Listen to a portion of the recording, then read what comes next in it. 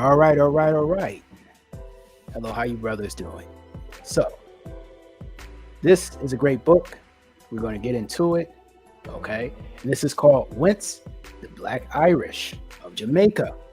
Yes, brothers. So, for you guys that are actually astute as pertains to history and not about the huckstering and the lies, all right, this is a book that you're going to actually like, and let's get through it. So, you see the brother right there, Dap, with the suit on. You say, it's a Jamaican brother. Probably about to go to the hall, get himself a nice little chick. But no, he's Irish. He's Irish. That is a black Irish. Yes, I know. If you want me to zoom in, we can zoom in. But we'll go into this book and you'll see more pictures of so-called black Irish. So let's go. So let's turn the level down a little bit. I want to have you guys hearing that background music blasting. Okay, let's see what the comments said. All right.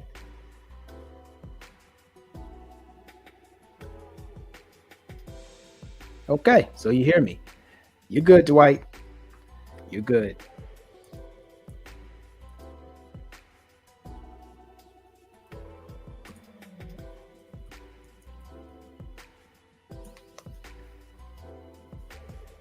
Yep. So, for the most part, in another book, which I'm going to go into on another day, and that is the Negro Question. Okay. We're not going into this right now, but the Negro Question, we're going to go through that whole series. All right. And let's click over to that. Negro Question has like 8 or 7 volumes, and it actually breaks down the Scott and the that's by Lee Cummings, and so that's an interesting book. We'll go into that some other day. So that's part 2. I've already gone through that, got notes in it, got to return it. All right, so we'll go through all those books, and they say in the Negro Question, what's the difference between a black Scot and a black Irish? And they say nothing. You can't tell the difference between the two, as the Whiteheads would say you can't. All right, so let's go into it. Visitors to Jamaica in the British West Indies frequently remarked on the seemingly anomaly. Yes, it's an anomaly. Let's drop that down a little bit. I can still hear it. Okay, if the background is too loud, let me know, brothers. All right, let's get back into it. So, visitors to Jamaica and British West Indies, they remark on an anomaly. In even remotest sections of the bush and among the darkest of the Negroes who clearly trace their ancestry to the earliest slaves from Africa, they will find distinctive Irish names of common that are unguardably apt to give flight to imagination to claim they have actually encountered the touch of brogue. A few years ago, in the school of Kingston, might be found Burke, Collins, Mackey, McDermott. Anytime you see Mick, that actually connects not just to Scotland, but Ireland. So McKeon, Walsh, and with one exception, the last name, who was a dusky brown, there were all appearance of full-blood Negroes. In a single classroom, you'll see Kennedy, Collins, McCormick, and O'Hare. Yes, Kennedy, aka President Kennedy, has so-called black ancestry. But that's neither here nor there. You also have the Continental Congress, which had so-called black men as presidents, some of which trace their ancestry back to England and to Ireland. But just saying. And when you see O'Hare Airport, there you go. And perhaps most frequently met throughout the island is that of Burke. And you have a famous show, Leverage, the White Collar. We had Agent Burke, and he was a dark hair white guy, worked for FBI. I always thought that was funny. But a few instances, Haitian refugees, the Boers, Jamaica in 18th century, the time of the Haitian uprising. Hopefully you guys can see that. I can blow it up if you want me to. Okay, go back. The purpose of this The writer's solution riddle Whence the Black Irish of Jamaica. The answer frequently summarized lends itself to threefold divisions from Ireland through Barbados to Jamaica. Yes. So you have certainly the survey of the year 1670 shows at about time. Now, 1 acre of land was owned by anyone named Burke. All right, so let's get into it. Chapter 1.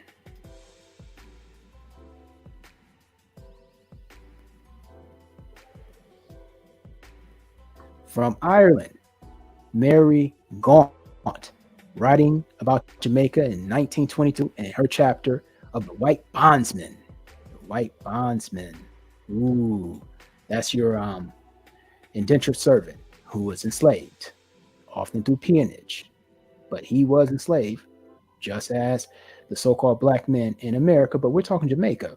To this boiling pot, Cromwell sent 1,000 Irish men and 1,000 Irish women. I wonder what they look like.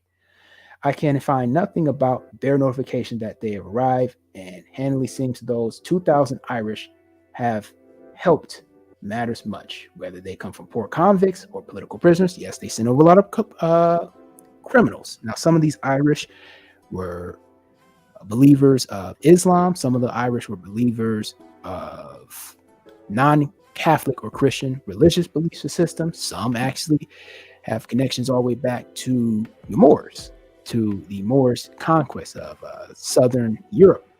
Okay, you had different families of aristocracy and elite that were convicted as heretics for not accepting the Catholic religion, and did have so-called black men, and they'll discuss it in the book. I believe it will be King Charles III of England, who was a so-called black man, and he had numerous wars against so-called black men, and many were deemed as heretics and rounded up and turned into convicts. But that's neither here nor there. In 1756, Dr. Brown was more empathetic of the statement. Cromwell, having had early intelligence of his conquest, Jamaica resolved to miss no opportunity supporting the new acquisitions, of which indeed served him as another Siberia. And Edward Long, an historian who was a speaker of the Jamaican House of Assembly in 1768, writing a few years later, the island, when he recorded that the Council of State in England voted that 1,000 girls, as many young, should have been lifted in Ireland and sent over to assist in peopling the colony.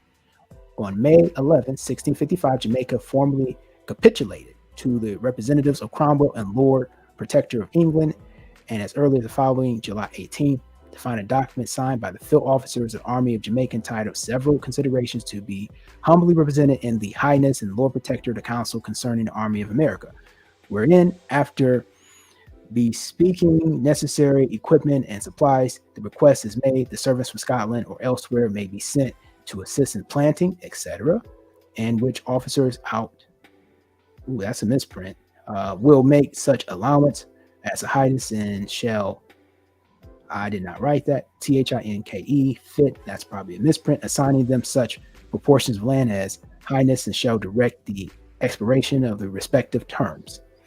This is the library of Boston College, Newton, Massachusetts. Okay, so this is Oliver Cromwell, and I think we might have a picture of Oliver Cromwell, but if not, I'll put it up at the end. West Indies can be carried out without the settling, of course, of the constant supply of them. Whether the weeding, the commonwealth of vagabonds, condemned persons. Vagabond is like you would call them a person that's a bum now. They're just going around asking people for money. It's just an old term. Condemning persons of such useless and hurtful in war and peace, settled course taken out the transportations in the West Indies, and thereby principally supplying Jamaica, if not necessary to be consulted. Okay, in consequence of memorandum that a letter was dispatched of the same of the protector of a son Henry, who was a major general in command in the forces of Ireland. All right, let's get on to the next page, because the furnishing of the recruitment of men and supply of young Irish girlies, in order to advise with the chief officers near me, having this opportunity to make more public, neither dull, thinking, wow, that's okay, until I know your resolutions, more particularly concerning the young women, force them taking them up. Okay, A week later, we have the following from the same sources. I have little to add. I shall not need to repeat these things about the girlies, no doubting any expectations are full of that. And I send 1,500 to 2,000 young boys of 12 to 14 years of age to the place aforementioned. We could well spare them, and they will be of use to you, and who knows? But this may be a means to make them Englishmen, I mean, rather Christians. And I didn't mispronounce that. Okay, so we're going all the way down. 100,000 young children were orphans or had been taken, i.e., spirited, from their Catholic parents, were sent abroad into slavery in the West Indies, Virginia, and New England, and they might thus lose their faith and knowledge of their nationality in most instances. Okay, so this is the footnote right there. In September 25th, we have this reply from Thurl. In the name of the protector, I return your lordship most humble thanks for the letter I received from you touching transporting of Irish girlies to Jamaica. All right, now we do have the transportation of women into sex trafficking, and some of the biggest sex traffickers were not just your kings and queens of Europe, but you also had a lot of women that were powerful madams. And we have some famous madams in so-called black community, and you guys give them so much praise and adulation, but that's neither here nor there. And it's thought that I might be this post have sent the particular encouragement which my Lord Protector and Counsel will. Okay, so let's increase the size of that so we can see that, because it's pretty small.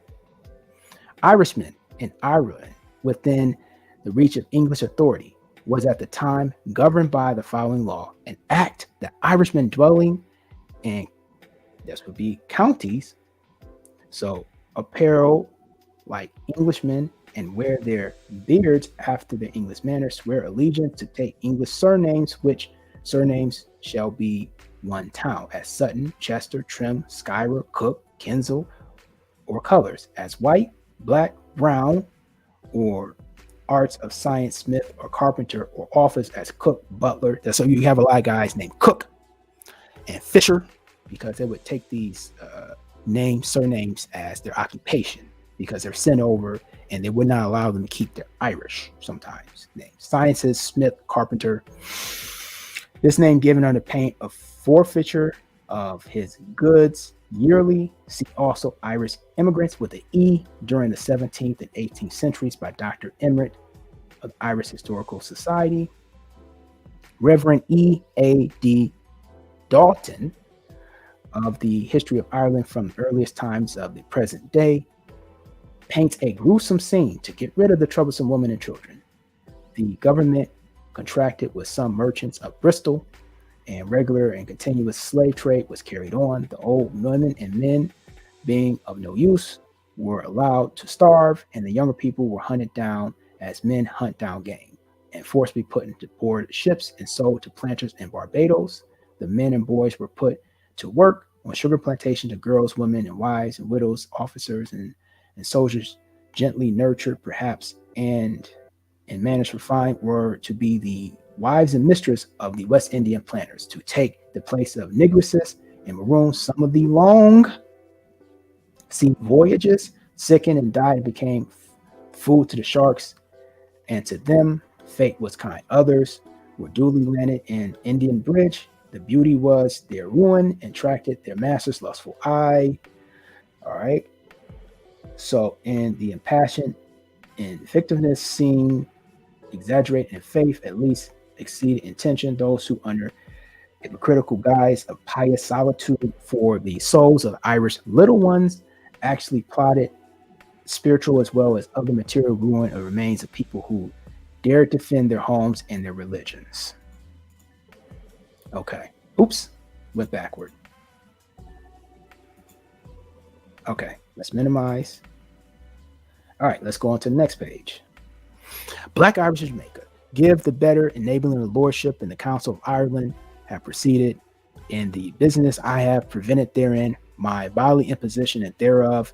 By this can only desire your lordship proceed to this comes the assurance under the date of October 9th, 1655. All right. The hereby instructions. I did hope that you give lordship account that post of business causing young wenches and the youth of Ireland to be sent to the West Indies. Yes, they sent a lot of kids over and they did a lot of the factory labor, okay, in the States and in the West Indies. It's a little bit different. The answer is dated October 16th. I understand you sent letters and the transportation of thousands of girlies and like a number of boys resolved by the council. We shall have to receive your highness of pleasure. Further instructions were displaced to Ireland, the West Indies. The time, I think that's supposed to be time.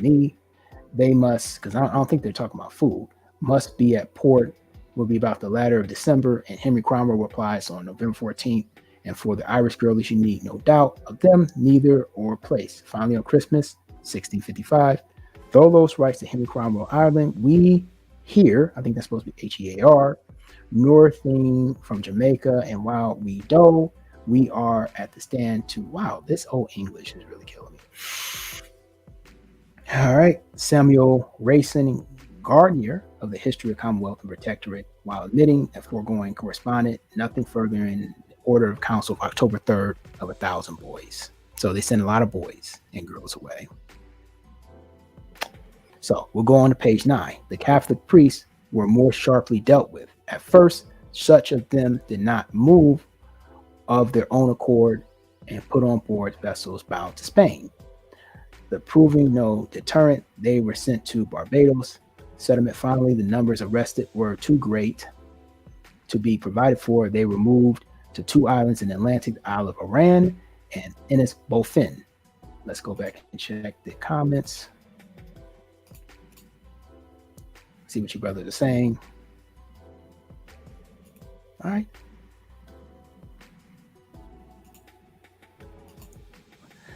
Okay. The English spelling of my last name, Hayes, is Sub-Saharan. Okay.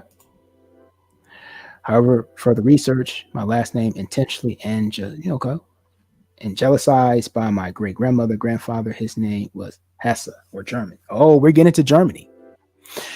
You have a lot of German soldiers that actually occupied the north, specifically the northern 13 colonies during the war. Okay, and they were actually brought in as mercenaries in both wars, the Revolutionary, and they were also brought in during the Civil War.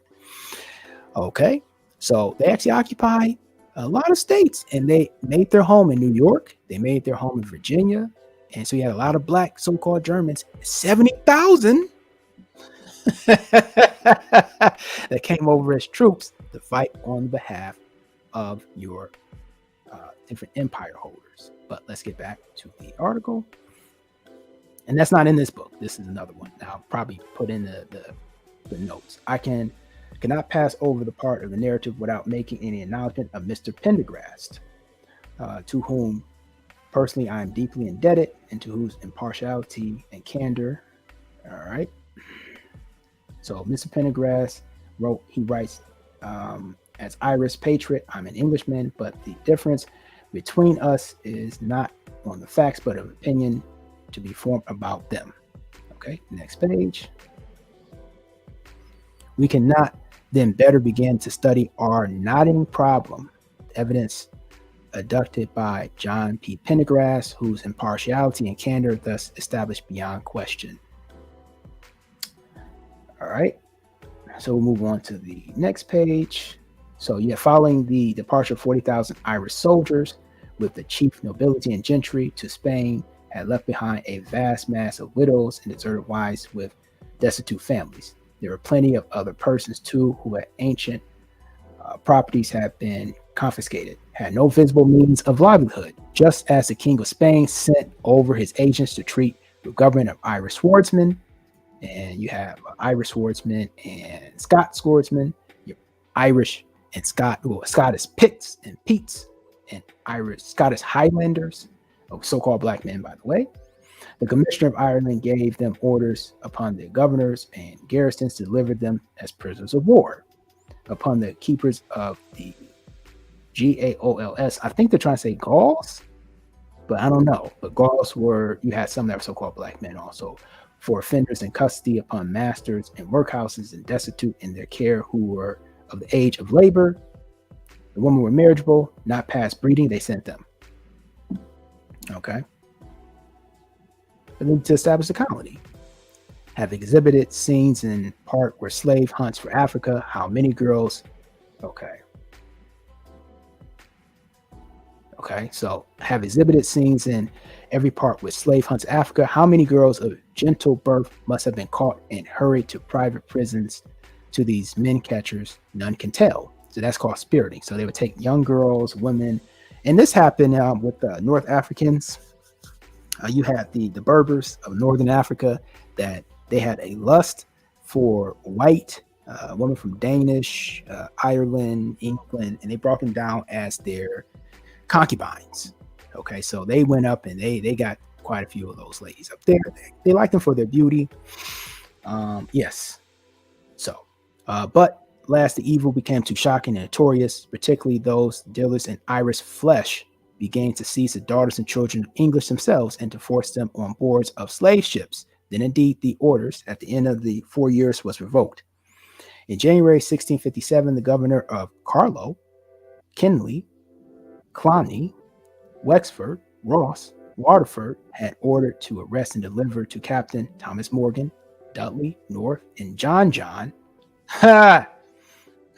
Johnson, English merchants as all wanderers, men and women, such other Irish within their precincts, or should not prove they had been settled course of industry, yielded them means of their own to maintain of them, all such children, and the hospitals or workhouses, all prisoners, the men and women to be transported to West Indies. The governors were to guard the prisoners to the ports of shipping, but the prisoners were to be provided for and maintained by the said contractors. And of course, they had to take insurance policies out of them.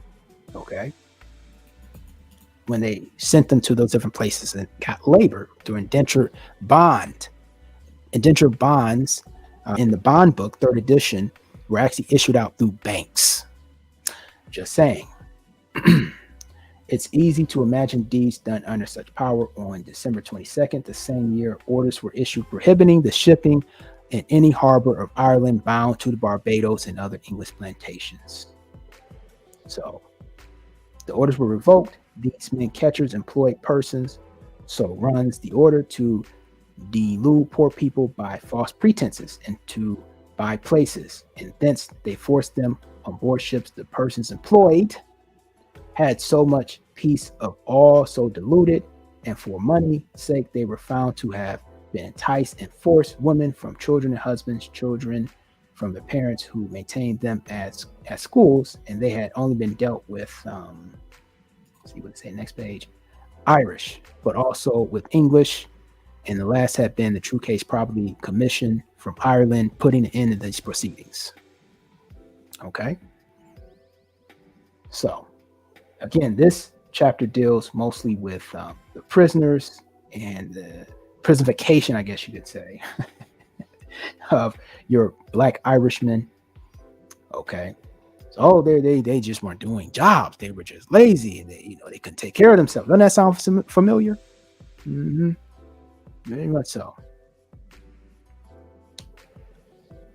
If further legal evidence was required, we have in among the acts of Second Parliament of the Protectorate under June 26, 1657, wherein we find the Act of the Attainder of Rebels in Ireland, wherein it is provided that those who can fail to transplant themselves into Connaught or Clare within 6 months of publication of the Act in Ireland shall be attainted of high treason, and after conviction are to be sent to America or some other parts of the seas in pursuance of said sentence of banishment, by which said Lord Deputy Council and Chief Governor of Governors for the time have been hereby authorized to require to put the execution accordingly.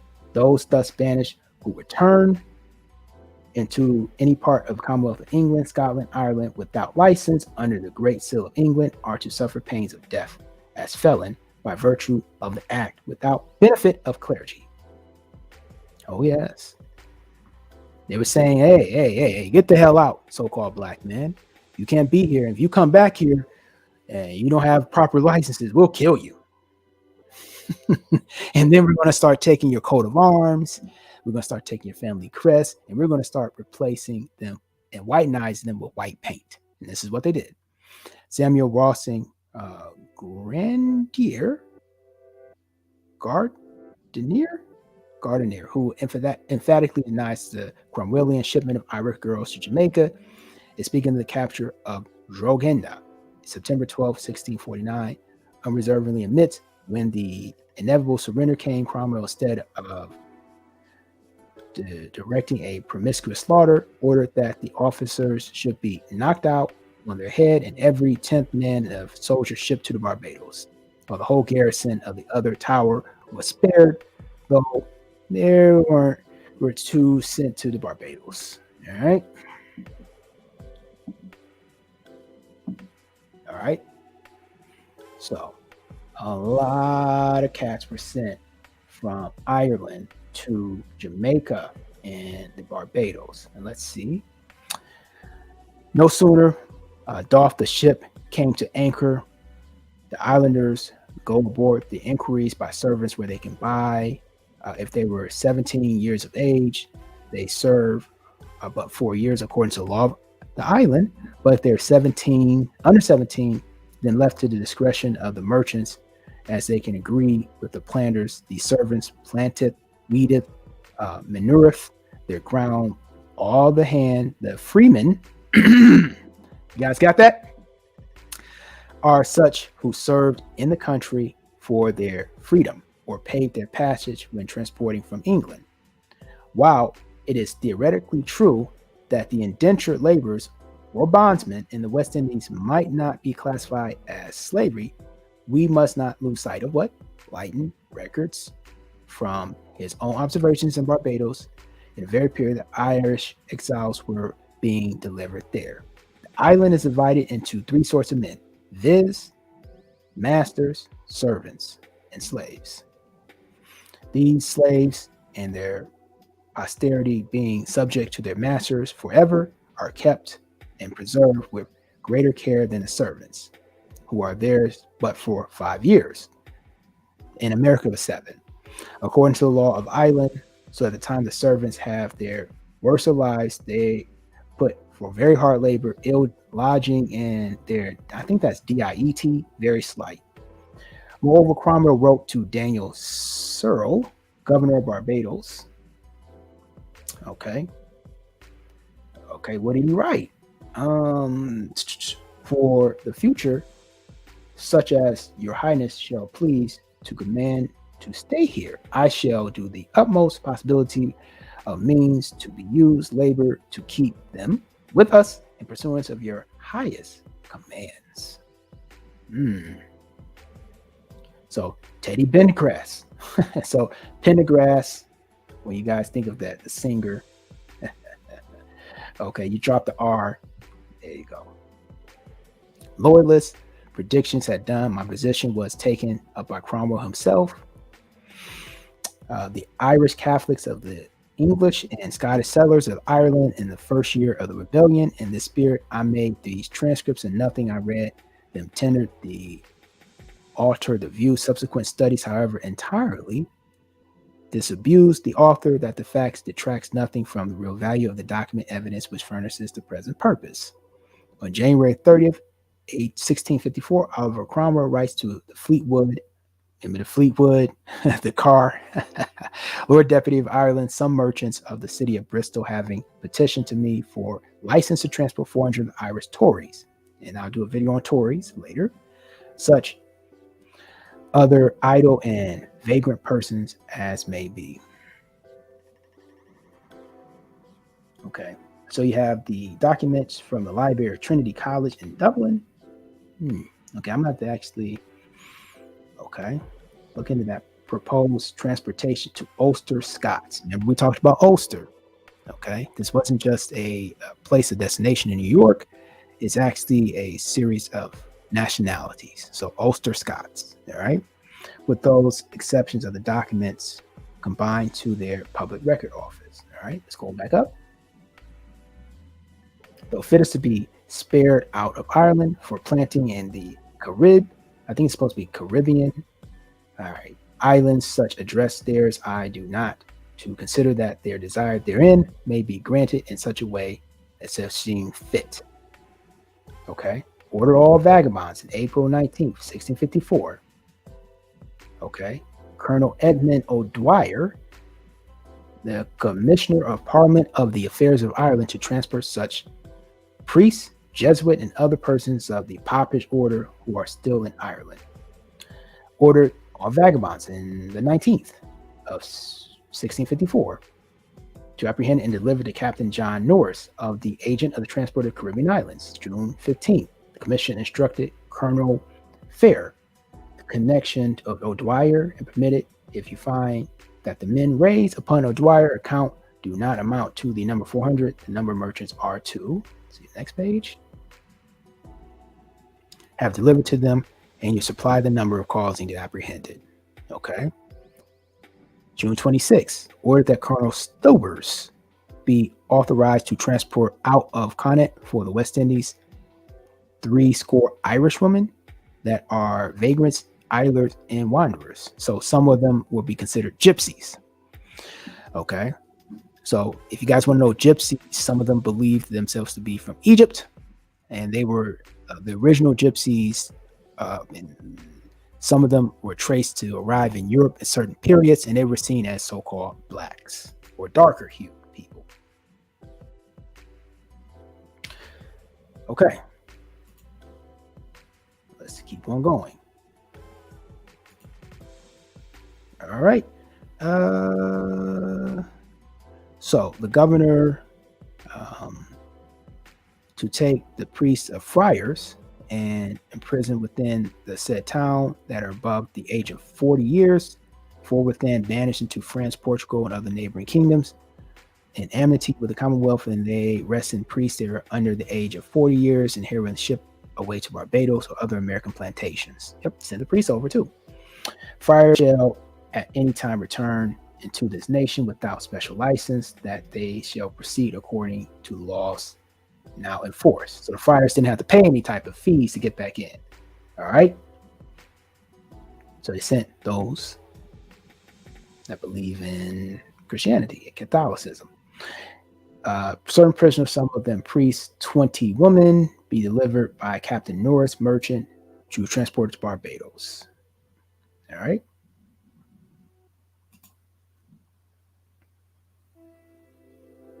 Okay. So in March 4th, 1657, we find the confessions of the abuses that have prevailed in the traffic of human beings in the orders, the council having received many complaints of the abuse of some.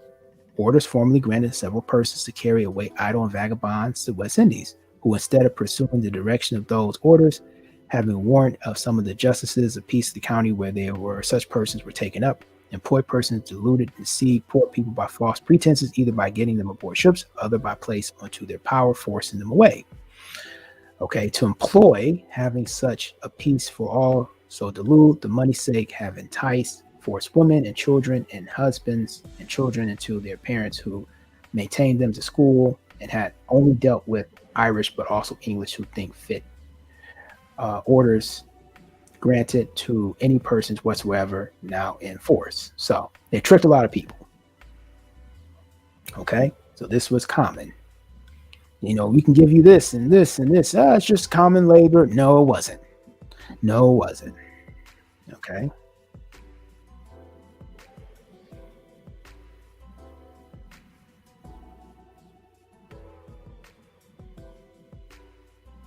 Okay, so we're going on to the next page.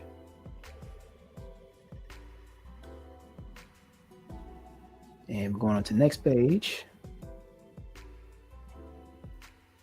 This part of our subject, we are to bring to a close the question of Robert G. Wayne, of Leo Gankin, what is it, Anglican minister, Archdeacon of Acadou and canon of St. Patrick's Cathedral in Dublin, who can scarcely be accused of partially towards suffering Papists in the 6th Dalonian lecture delivered before the University of Dublin in the spring of 1901. The victories of Cromwell in English and Irish wars of the Lone Parliament furnished thousands of white slaves to till the fertile Jamaican valleys and selfish greed, constant quarreling between rival grantees and low type. The Cromwellian settlement of Ireland has been described as a bitter terms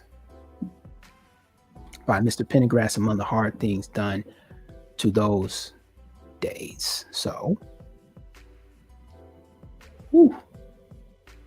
So Whistler himself served on board the fleet of Admiral Penn, and his description of the Barbadian population in the time is not a pleasant one. Under the date February 99th, he writes, the island is inhabited with all sorts, with an English, French, Dutch, Scots, Spaniards, and even it's supposed to be Jews, Jews, but it's spelled Jeus. Sorry about that. That's not my issue.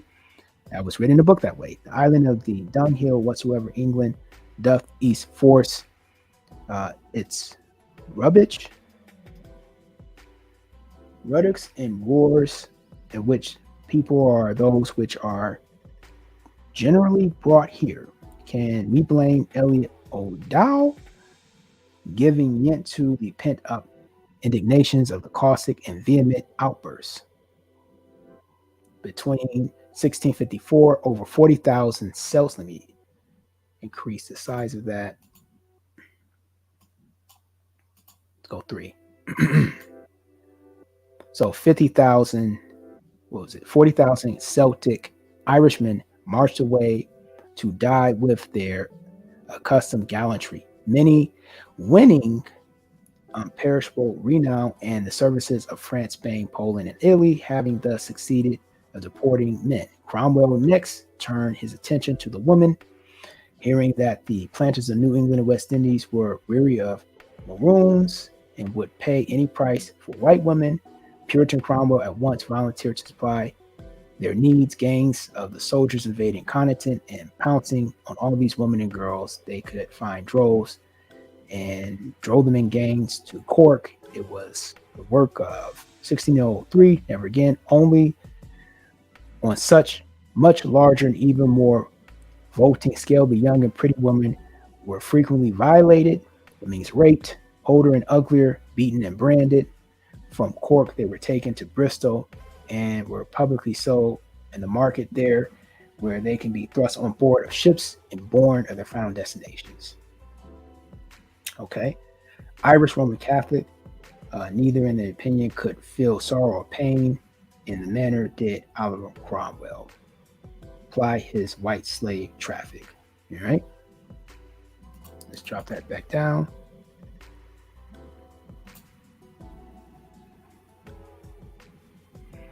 Okay, I see what my time is looking like.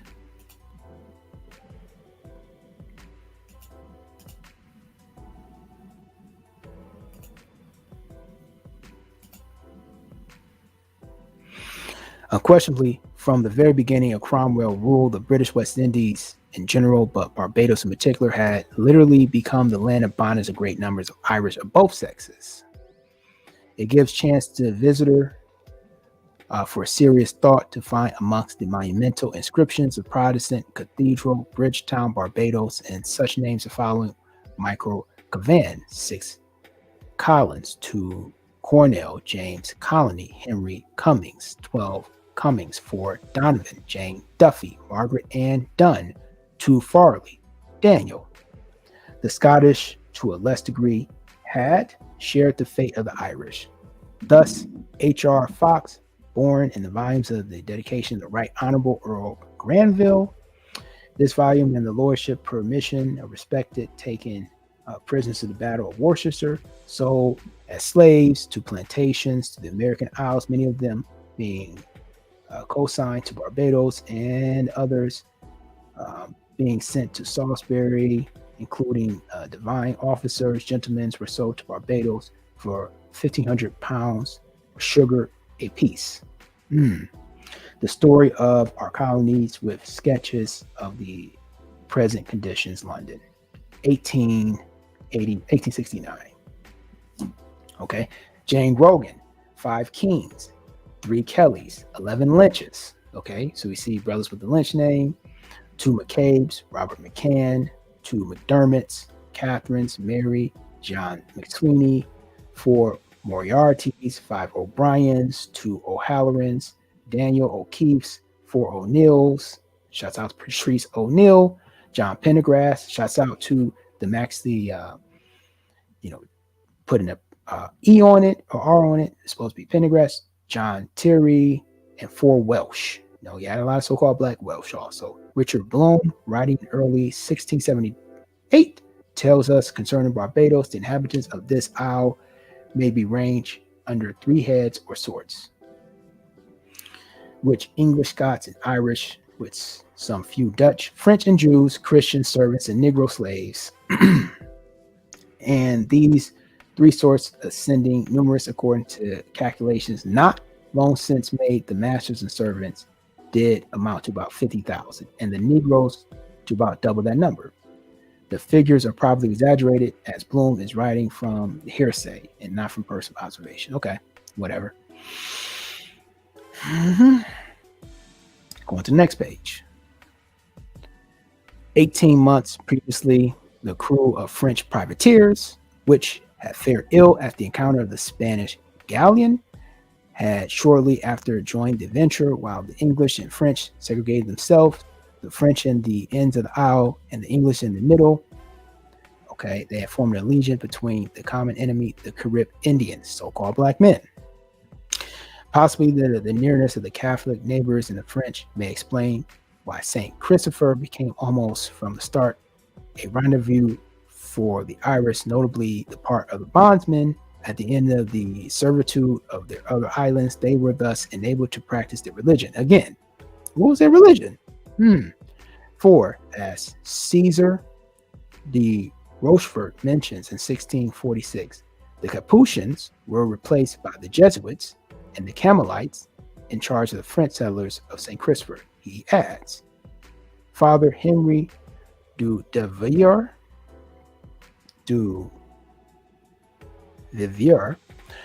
was the first superior of the House of Jesuits. His sweetness and kindly conversation just won him all the hearts of the nations who dwell on the island. Interesting. Next page.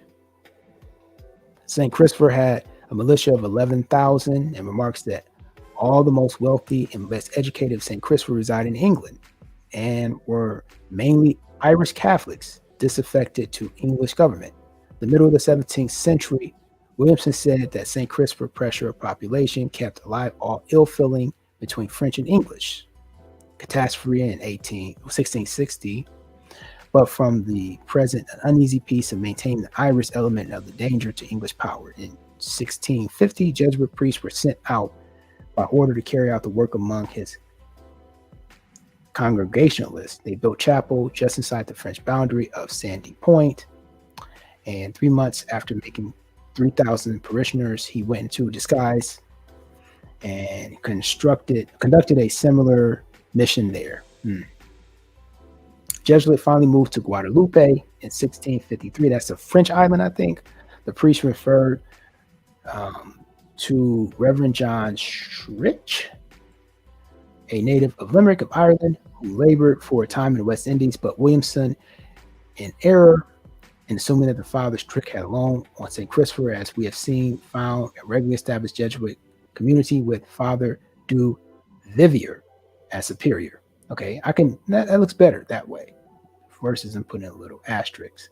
The island of Montserrat, despite the fact that it was under English rule, he found that there was all practice purpose of Irish Catholic settlement. Interesting. Next page. Edward, the historian of the West Indies, states in detail the Montserrat was the first place planted by a small colony of St. Christopher detached in 1632 by adventurers under Warner. Their separation appears indeed to have been partially occupied or occasioned by local attachment and indigenous religious dissension, which rendered their situation in St. Christopher uneasy. All right. In 1657, page 41, Ligon gives us a map of the master's names of several plantations, but a few Irish names in evidence. We find Butler, Hales, and 3 Terrells, also a Patrick, Cornelius, and nearby later of, I think it's supposed to be Irish, but Yrish. See, this book is really throwing me off because they have these misspellings. So bear with me, people. Besides, there are several other names that might be considered Irish, either Irish, Scotch. Okay. Barry, Dolan, Mullins, and perhaps Mullins, Tyrell, Irish population, Barbados. All right. In September 1647, some of the planters ate bone meat only twice a week, adds, but the servants, no bone meat at all. Okay. Upon the arrival of any ship that brings servants to the islands, the planters go aboard, and having brought such of them as like, send them a guide to the plantation, and come commands them instantly to make their cabins. Okay. The material are wanting to make the cabins, and they are to lie on the ground. They're supposed to be LIE on the ground that night. The cabins are to be made of sticks, whiffs, and plantain leaves under some little shade that may keep the rain off. Their suppers being a few potatoes, okay, because they're from Ireland, for meat, and waters for mold, for drink. Working hours 6 to 11, and 1 to 6 were to serve overseers to command them. Shirts and drawers are the only garments, and if a chance of rain, they have to shift, but they lie so all night. They keep up with LYE. Maybe that was the way they said lie back in the day. For a fault that is not worth the speaking, and yet they must have patience, or worse will follow. Truly, I have seen cruelty there done to servants. See, the way they're structuring this, man, I did not think one Christian could have done to another. Because they're so-called black. Referring to the account of Ligon's Pittman observation, he omitted entirely one consideration, field labor consideration, to keep in mind that they were some form or concept of suffering of the expatriates of Barbados. All right. So, pretty similar, but not quite.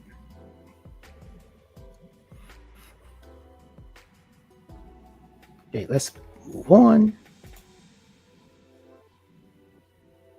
And let's go to Jamaica. This is where we're getting interesting. So we're going to finish this up and we're going to stop because the game is coming on in a second. Okay. In conclusion, our chapters on Irish and Barbados, we have occasion to refer to passing of Buccaneers. So you guys know about the Florida Buccaneers. Okay. They really should change the image up of the Buccaneers, but I digress. They should change the image of the Florida State Seminoles, but they don't. They have them as a white guy. I don't know why. Okay, because they were so-called a confederation of different tribes that forced together to fight against former president Andrew Jackson. Okay, and he ended up defeating them at Fort Negro, which they later renamed Jacksonville. And they were so-called ebony men. But it is interesting that to find the Ange Whitson opening their foreword to the Constitution development of Jamaica. This is what we're really here for. The conquest of Jamaica was the first of the great buccaneering expeditions. In a time of peace between England and Spain, Cromwell secretly prepared a naval and military force to send out to gain an interest in the part of the West Indies in possession of the Spaniard.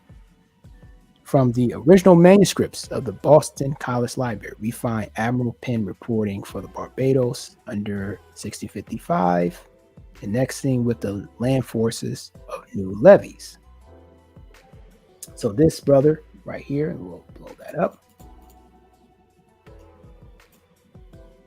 Collins, O'Hare, there's a guy in the middle is called O'Hare, and McCormick and Kennedy. So you see the guy on the far right, his name is Kennedy. Okay, and this is all the way back in time. And then you have Collins right up there, Walsh, McKeon, McDermott, and then nearly you have Burke and McKay. Okay, So that's what a Burke looks like. Mackey looks like. Collins. Now we all seen Collins from the NBA player. All right. Okay. So let's minimize that.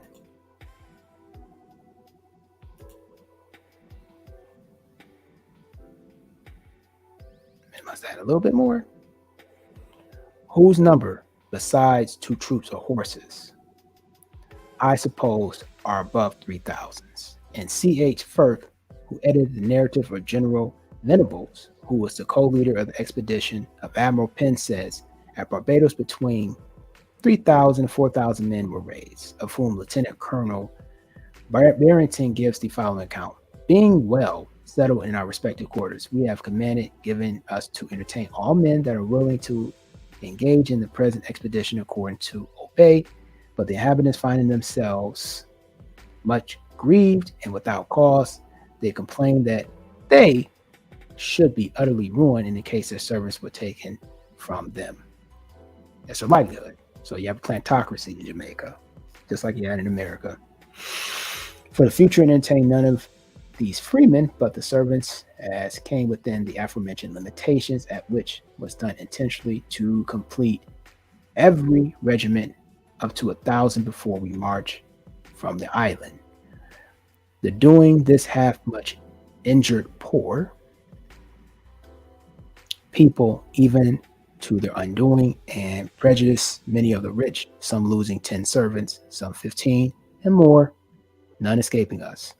After the disastrous repulse of San Domingo in April 1655, the expedition returned to Jamaica, which there was no position to make even feeble resistance. Ecclesiastical records from 1649 shows the Santiago de la Vega, the only town in importance on the island, numbered less than 500 Spanish citizens. General Venables himself admits that even among the troops sent out with him during the English, there was diverse Papists, in particular 16, 4 of them Irish, one priest in particular, the Tower of Regiment. Many of them were found since we could discover they were cashiered at Barbados. The general, however, is writing his defense of Cromwell, and he tends both of his exaggeration and zealous cashiering of the Papists. Educated General had already reported to Secretary Thurl. Okay, we have lately found the devil's endeavors to take his chapel amongst us. The most of the regiment which came to the tower, which was raised in haste and put into Colonel, that's a misspelling of Colonel, butlers. Besides, there were certain Irish Papists who were listed in the island since our coming, which are now purging ourselves of. And the recruits secured in Barbados, a large percentage, regardless of religion, must have been Irish and Scots, since they actually constituted the bulk of the servant class of the island. And we have the first influx of Irish to Jamaica. So it would say other more or less numerous parties have been followed soon after for Harlow and Hessingley records. The development of Jamaica, on which Cromwell had set his heart, was being effected largely at the expense of Barbados and Leeward Island. On the 8th of October 1656, Governor Searle received instruction from the Protectorate, encourage immigration with an E to Jamaica such possible. So you have bond servants, indentures, okay, time expired servants, okay, owing the fear that Jamaica would drain their population and undersell their sugars at home. Barbarian planters continued to regard the colony with a jealous eye for many years to come. Lord Windsor. So you have the Windsors of your royal family of England, and you have a city called Windsor in Canada. Okay, go back and look at the Windsor's actual coat of arms. Very interesting. Okay. When we find Major Sedgwick, who reached Jamaica on the 1st of October, 1655. Okay. He was of Irish descent. He must have found Jamaica among the earliest settlements under Cromwell. The View by John Poyer.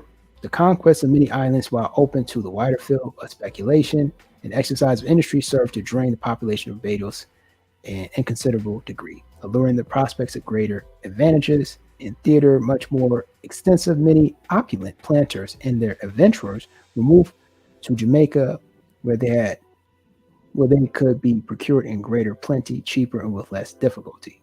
At the start, Irish population in Jamaica must have been pretty well restricted to the poorer class, and we find few suggestive names amongst the principal planters and settlers of Jamaica in 1663, 8 years after the advent of the English to the island.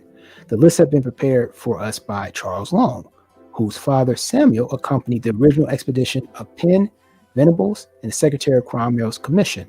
Thus, we find that St. John's Pierce, who may have been Irish, and the St. Andrew Barry, and the St. Thomas and East Kelly, and St. Mary's, Boran, Lynch, and Sutton. Interesting.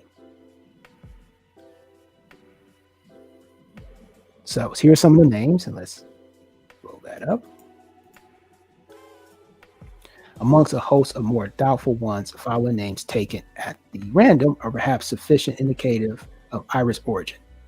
In St. Thomas: Breen, Lucy, Manning, Pierce, Reagan, or Regain, St. David's, Haplin, Brian, Sylvester, Moscow, Francis, William Powell, Ring, St. Andrews, Brian, James, Nicholas, Barrett, James, Samuel Barry, Butler, Conyers, like John Conyers, the House Rep, Cahoon, Roke, Dunn, Henry, and William Flood, Griffin, Greer, Garvin, Joyce, Kane, Lane, Lucy, Mayan, Shellman, Teague, and St. Catherine, Barrett, Butler, Collins, Daughtry, Dean, Floyd, like Floyd Mayweather, Fleming, Ford, Lyon, Match, Rowe, Width, and St. John's, Barrett, Butler, Carey, Dower, Gunn, Kelly, Rowe, Reynolds, like Reynolds Rap, White, Clarendon, Eleanor, and Richard Barrett, Edward and Michael Guerra, Griffin, Maggle, Moore, you have More, like a Moore or Moorish, Skelling, etc., etc. Interesting. Okay, go on to the next page. Property holders listed in indications are well over 10% were of Irish extraction. And we might naturally expect to find the greatest bulk of Irish among the non-owners of land at the early date were independent of the servant class. Irish form a large proportion of the Jamaica population at the time. The bondsman Gardner writes that few ships arrived from England without some of this class on board. And for the most part were Irish. Jamaica was for some time in its disturbed conditions. The Maroon and the mountain fastnesses were constant dangers. The British military settlers required a firm hand with the Catholic Irish prisoners, an unfortunate product of Irish wars, shipped to the Batches, West Indies. Okay. Indeed, these drafts may be divided into the wrong side of Cromwell's account of the matter of statesmanship. Idlers and vagabonds, we discussed this. Seized by local authorities under Cromwell's orders and shipped to Jamaica. And for the most part, as white slaves, they had to perform work that only the Negroes in the climate can accomplish without impunity. Though some were so-called black men. So a great deal of outrage and cruelty far beyond the Cromwell's intended was perhaps by individuals exploiting the immigration movement under loose authority. But the bondage of Irish servants in Jamaica was no white lighter than that we have seen going on in Barbados. In evidence, the earlier legal documents of Ireland, the first published collection of laws of Jamaica, and the act of appointed a number of the assembly, immediately following active regulation servants, wearing the status of indentured whites in considerable detail. The following points are worth consideration. All servants shall have, according to their contract of indenture, by which their contract indenture servants under 18 years, of age shall have their arrival in the island shall serve 7 years. Okay, sounds familiar. 18 years of age above shall serve 4 years. And all convicted felons for the time of their banishment, so they have to, manservants marrying without the master or mistress consent shall serve 2 years. Okay. All contracts made with servants of slaves to be utterly void. All suits between servants and their masters or mistresses relating to their freedom shall be heard and determined by 2 justices of the peace without any appeal. So they did have some recourse in courts, whereas with black codes and different black laws and things like that in the United States, they did not have that luxury. The weekly rations are to be 4 pounds of good flesh or 4 pounds of good fish, together with such convenient plantation provisions. Stockings, 1 hat or cap, and women proportionally. Edward Long speaks of Jamaica Assembly, which was held under the governorship of the Duke of Albemarle, who reached the islands in 1687, chiefly Roman Catholic, due to his assertiveness of machinations of one of Father Thomas Churchwill, a Romish priest, interesting, of the Duke of Albemarle himself. Long writes that it should be some writers that Duke was sent to the government of Jamaica to sort out banishments. Okay, so he was there to just sort out the banishments and things of that nature to make structure. The whole subject requires some explanation. So we're on 59. During the Spanish regime in Jamaica, the immediate ecclesiastical authority was vested into abbot, the abbacy itself being attached to the diocese of Santiago and Cuba. After the English conquest in 1655, 5 years at the least, few priests remaining in the Spanish who were still clung to the mountain fastness, warning, and they're waiting in vain for promised reinforcements, which never came. All right, let's keep on going. Page 60. Marquez de la Valles, in which, among other things, said, "I must also inform your excellency that from this day I arrived in island Jamaica, I had public chapel in my house. Okay, I maintain that the priest at my own expense, for greater validation, I arranged for the dean of chapter of Cuba, C. Vacate, to give the title of Vicar General to my chief chaplain, which they did. Father Delaney asked that the priests were 7 in number, okay, and they were representing a company of Jesus, priests of the company of Jesus. This is the first mention of Jesuit priests of Jamaica being unfortunate by the name and given. Father Church Hill was referred to as English clergyman. Okay, Don Santiago and his priests as traitors to the king for having introduced the ecclesiastical jurisdiction of Cuba to Jamaica. The church doors were broken open, the vicar general was arrested and imprisoned, and other priests had to seek safety in hiding. The church must have been somewhere in the Spanish town, but have no further records of its existence. Whence came these 7 priests in Jamaica in 1684? The only purpose that they had been found, they went to island as bond servants. Otherwise, their presence would have been noted earlier, especially in the records, the Jesuits. For Francis Hanson, writing the preface, first published collection of laws of Jamaica in 1683, we have very few papists or secretaries, for neither Jesuits nor nonconformists. Parsons do live, and they don't live alone for the most part. They're not here, but they were. It is difficult to say whether the ecclesiastical authority was actually vested in the Father Churchill. We know nothing except the personal assertions to claim that the chief pastor of Her Majesty Catholic Subjects of Jamaica. So you had different priests that were like, yeah, I'll come there as bondsmen, and they were able to set up churches and um, you know collect tithes and monies and things of that nature.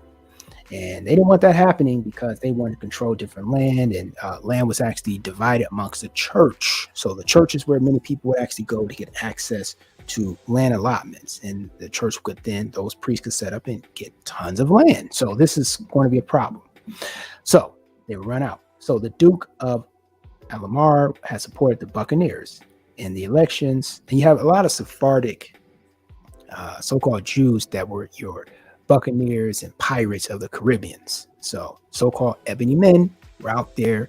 You know, they had so many called black and black heart and things like that. Well, many of it was just darker brothers. So I digress. He had some Moorish people out there too. While quickly repudiate the next elected assembly, this act eventually paved the way for the final agreement between the Assembly of the Crown. Possibly the fact that only legal outbreak of bigotry that is recorded in Jamaica history occurred at this time may have come to associate with the religious issue with the Permanent Revenue Bill. But in this case, Catholics were not instigators of the bigotry, but rather its victims. We may be pardoned then, and going into the matter somewhat in detail. Beckford, a member of the Assembly from St. Catherine from the committee appointed proper method of bringing over and settling white people to the island, reported that they had that day pursuant to the directions of the House, blah, blah, blah, blah.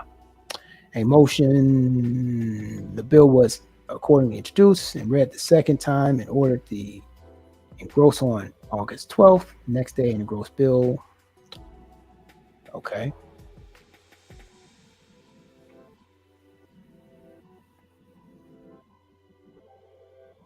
Okay, we're going on to the next page. And as to religion, I did write that Mr. Delahaye, Delahaye, like the car. There was an older car that's actually used in the Chorus de Elegance. It was a Delahaye, very expensive Delahayes.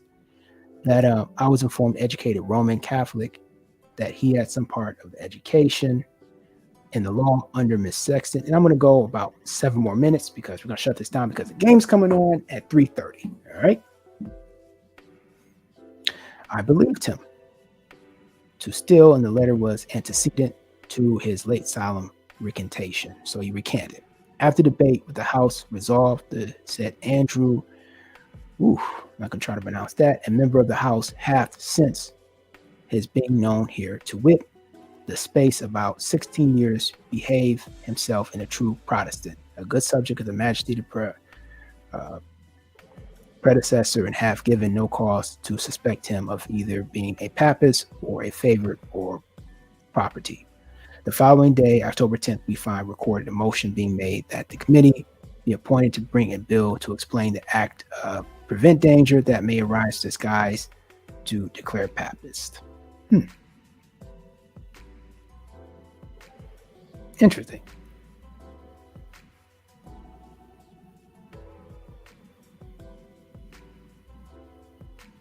So the journals, Assembly Jamaica.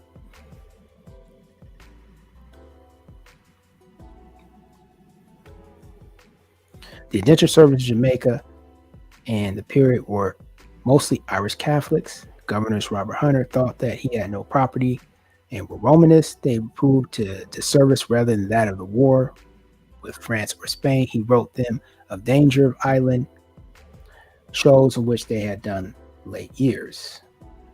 The only natural to suppose that a bulk of early Irish in Jamaica must have lost the faith within the generations or two. For after the departure of Father Churchill, there was a break in records of Catholic Church in Jamaica over the century, during which time only a chance priest could have found his way thither. And that too, in all probability, as a bondservant or minister, secretly by the need of dwindling flock until it finally disappeared, leaving Jamaica as hallowed heritage names sanctioned by long-suffering Ireland. While these were chiefly drawn from Germany, one group at least was brought out of Ireland for the February 1841. 127 arrived in Limerick, but as Gardner tells, they were brought away with difficulty from O'Connell denouncing the immigration schemes with his vigor, declaring that nothing else the system of white slavery, a new wrong inflicted upon suffering Ireland for Saxon race. Okay. Whatever, then, may be a final conclusion about the fate of Irish wenches and the boys who were ordered in Cromwell to be shipped to Jamaica, a question which, for the present at least, must be left as an open one. This is much certain that from the earliest days of English occupation of the island, there were a large proportion of Irish, both Catholic and non-Catholic, make up the populations, and that not only Irish names but Irish blood as well is widely diffused throughout the island. It is then interesting to find recorded Jamaica in the middle of the 18th century that the natives of Scotland and Ireland seem to thrive much better than the European English. They bring much sounder constitutions and are much sooner provided for than the countrymen established on the island.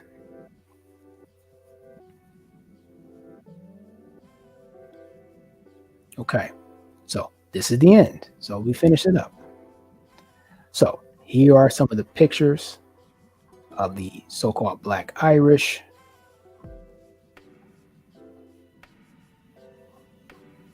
Boom. And these are black and white, so these were taken years ago. Let's see when these pictures were taken.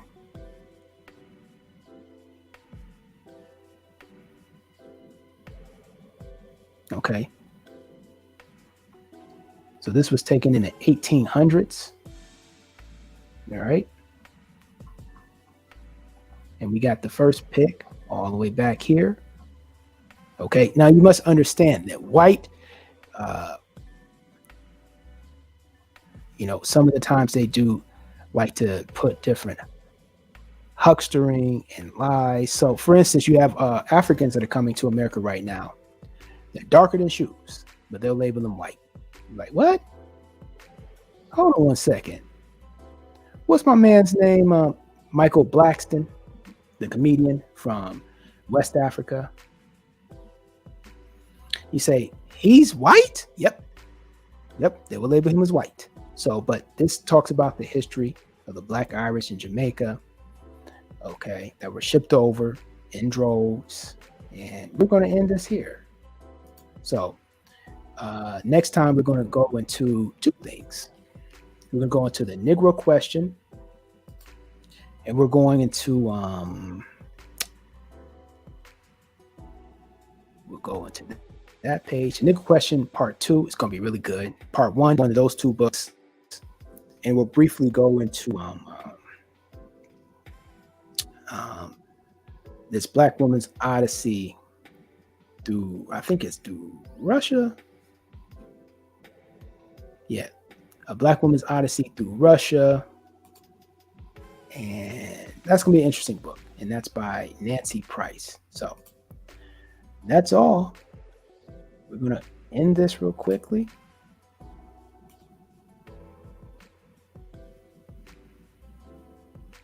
Let's see what some of the comments say. Ooh, we got a lot of comments. Okay. All right. Yep, this went a little bit longer. I was only going to do an hour, so we went to about 14 minutes.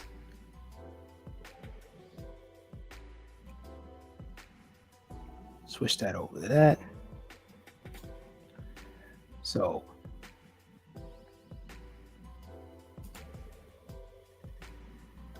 let's see some of these comments.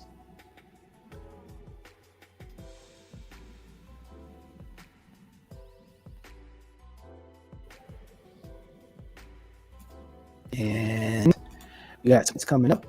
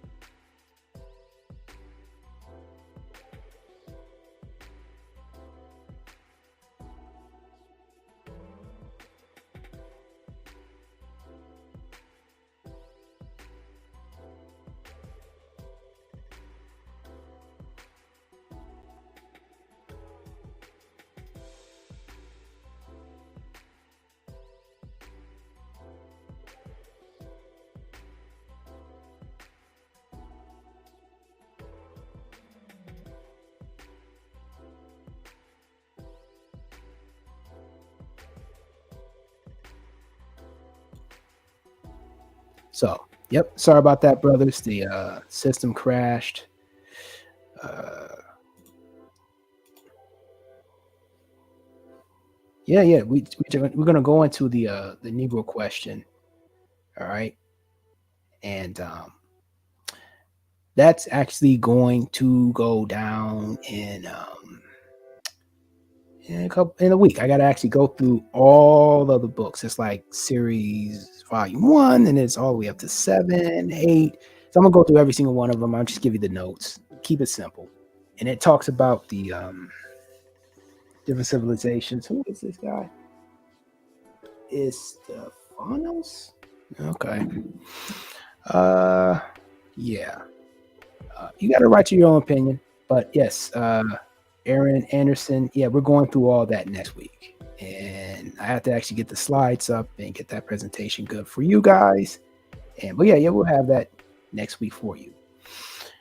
So chapter 2, well, volume 2. That's gonna be a good one. So, all right, the game's about to be on in 15 minutes. Got to go do some cooking. Probably gonna work out real quick before it comes on. All right, brothers, keep your heads up. Peace. Love y'all.